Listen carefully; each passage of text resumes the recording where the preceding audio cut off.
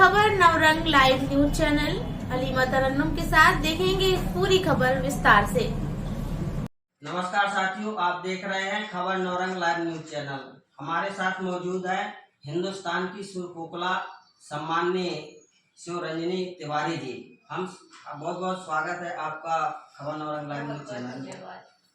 सर्वप्रथम तो आपके इस गंगा कलश यात्रा के संदर्भ में जानना चाहेंगे कि आपने इस गंगा कलश यात्रा को किस उद्देश्य परिप्रेक्ष्य को लेकर के गंगोत्री धाम से कब तक कहाँ जाने का आपने रूट बनाया? जो ये गंगा कलश यात्रा थी ये हमने 1 मई से स्टार्ट की थी गंगोत्री से, और जो इसका संकल्प था वो बागेश्वर धाम तक था, जो कि हम लोग 16 तक पहुंच जाएंगे। और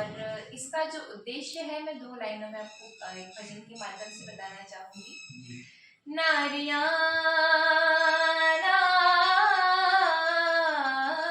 नारिया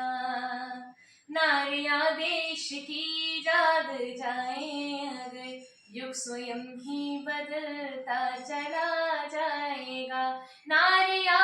देश की जाग जाए अगर युग स्वयं ही बदलता चला जाएगा। आपने एक जो गीत सुनाया भारतीय नारियों के संदर्भ में, तो इसके पीछे मर्म क्या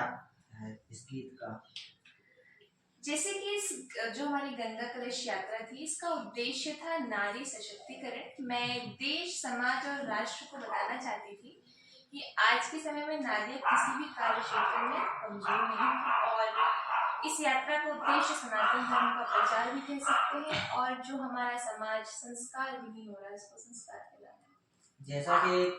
आप गंगा यात्रा लेकर के छतरपुर आपका आगमन हुआ, इसके साथ ही आपका बागेश्वर धाम जाने का प्लान है, तो बागेश्वर धाम के संदर्भ में कौन सी ऐसी वहाँ की प्रेरणा या कौन सा ऐसा वहाँ का दृश्य या उनके कौन सी ऐसी खूबी समझ में आई आध्यात्मिक स्वरूप या सामाजिक स्वरूप की आप वहाँ जाने का जो है मूड बना दिया? ऐसा है, मैं बागेश्वर धाम बालाजी से 2021 के पहले से मैं जुड़ी हुई हूँ, मेरी आस्था थी। और मैं सडनली एक दिन ऐसी वीडियो स्क्रॉल कर रही थी तो मुझे महाराज जी का दिव्य दरबार दिखा, उसमें वो किसी के मन की बात पढ़ रहे थे, पर्चा बना रहे थे। तब फिर मैंने उनका नाम सर्च किया, और क्योंकि मैं हनुमान जी महाराज की बचपन से उपासक रही हूँ, तो जैसे कि मैं 4 साल की उम्र से मैंने कथा करने स्टार्ट कर दी थी। तो जो भागवत कथा होती है उसमें फर्स्ट डे छोटी छोटी कन्याएं कलश उठाती हैं, तो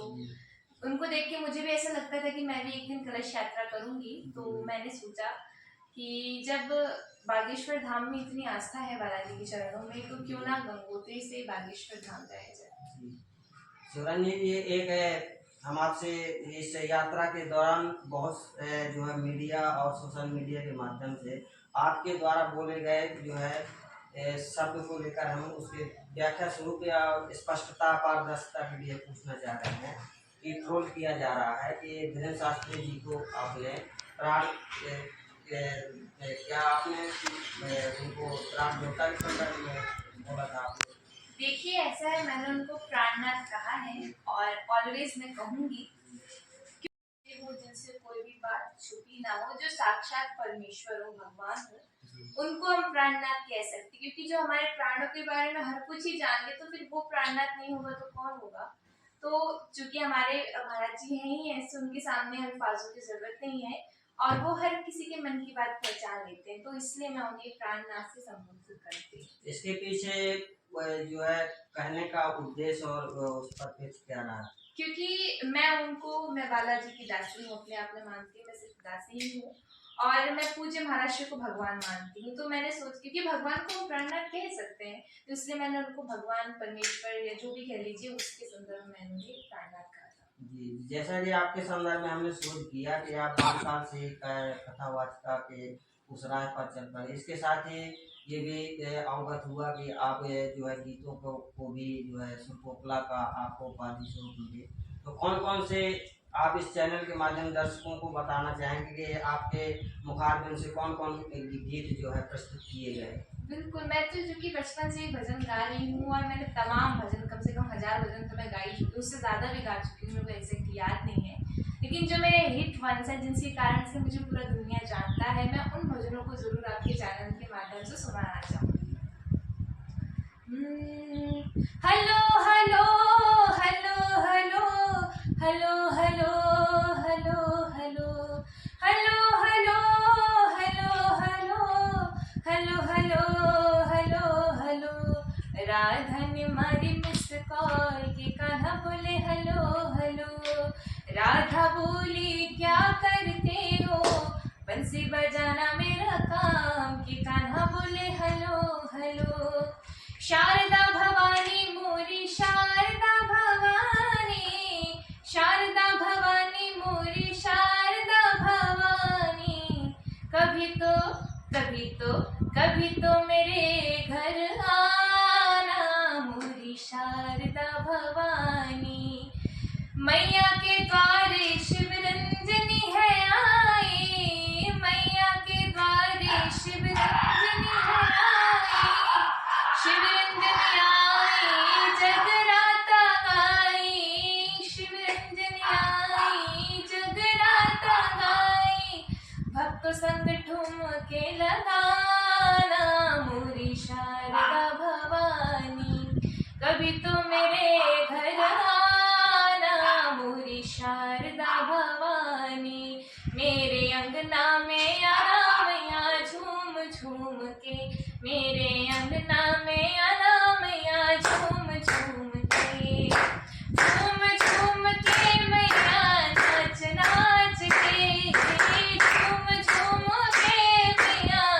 नाच नाच के मेरे अंगना में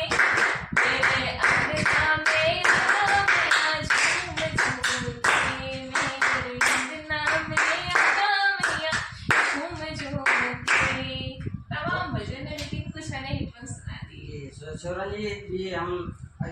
कल के घटनाक्रम के संदर्भ में जानना चाहेंगे कि गढ़ी मलहरा से जैसे ही आपकी यात्रा छतरपुर के लिए रवाना हुई थी तो उस समय आपके स्वास्थ्य के संबंध में कैसी क्या एक्टिविटियाँ हुई थी और क्योंकि मीडिया के थ्रू कुछ जो है भ्रामक खबरें फैलाई जा रही हैं तो उससे घटनाक्रम को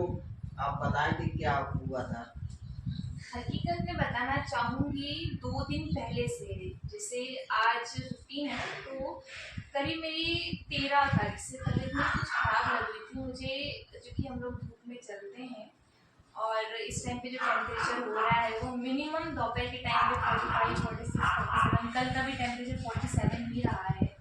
तो मुझे डिहाइड्रेशन हो रहा था लू लग रही थी मेरी तबीयत सही नहीं लग रही थी मतलब मैं अपने आप को फिट महसूस नहीं कर पा रही थी चलने में हालांकि मैंने टैबलेट्स ली थी लेकिन कल शाम के समय जब हम लोग गढ़ी मलहरा से करीब आ चुके थे 10-12 किलोमीटर आगे तक और ऐसे याद नहीं मुझे तो उसके पहले मुझे अचानक चक्कर ही आने लगी क्योंकि करीब 2:30-3 बजे से लेकर शाम के 6:30 बजे तक 3-3.5-4 घंटे करीब मैंने कंटिन्यू लाइव बोर्ड पर सर पे कलश रख के मीडिया से मैंने बात की थी और मुझे नहीं लगता कि ये आसान काम है अगर आसान है तो आप 4-5 घंटे छोड़िए आप 1 घंटे केवल यहाँ पे धूप में खड़े होकर दिखा दीजिए 2-3 बजे के टाइम पे और कंटिन्यू बात भी करना चलना भी सर पे तो वजन भी तो उसी कारण मुझे चक्कर ही आने लगे थे तो मैंने तुरंत वहीं पर अपना कलश की जो फूल थे वहीं पे मंदिर था मैंने वहीं पर रखा क्योंकि जब हम चल ही नहीं पा रहे हैं क्योंकि हेल्थ तो प्रायर होगी ना वो काम की तो मैंने कहा कि अब यहीं पे पुश कर देते हैं फिर वहीं आएंगे फिर वहाँ से स्टार्ट करेंगे पद यात्रा एक तो रीज़न था और दूसरी बात मैं एक और बताना चाहूँगी जैसे मान लो हम लोग हाईवे ट्रैक से जा रहे हैं अब मान लो रात में अगर आपने हमको भोजन के लिए या रात्रि में विश्राम के लिए अगर अपने गांव में जो कि हाईवे ट्रैक से रोड में अंदर 10 किलोमीटर है तो मैं अपना हाईवे ट्रैक छोड़ के 10 किलोमीटर अंदर आपके साथ में पैदल थोड़े ना घूमूंगी तो मेरा जो हाईवे ट्रैक है मेरी जो यात्रा का ट्रैक है मैं वहीं से जाऊंगी आपके घर और जब फिर अगले दिन प्रातः शुरू होगी हमारी यात्रा 5-6 बजे तो आप मुझे पुनः लाके वहीं छोड़ेंगे ताकि हम वहीं से अपनी यात्रा कंटिन्यू कर सके तो वही कुछ लोगों ने शूट कर लिया और पद यात्रा है या कार यात्रा है ये तो गाड़ी से घूम रहे हैं पाखंड कर रहे हैं झूठ कर रहे हैं सभी लोगों ने भ्रामक खबरें फैलाई तो अब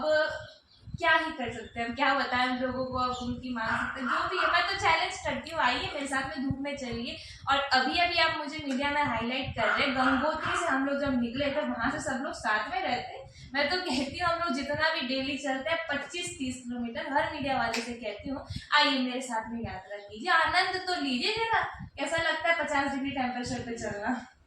आपको जिला चिकित्सालय जानकारी मिली थी कि आप वहाँ जो है अपना इलाज कराया और डॉक्टरों ने आपको ये सलाह दी आराम करने के लिए, और आपने एक समय निश्चित किया था कि हम 16 तारीख को बागेश्वर धाम पहुँच जाएंगे। तो क्या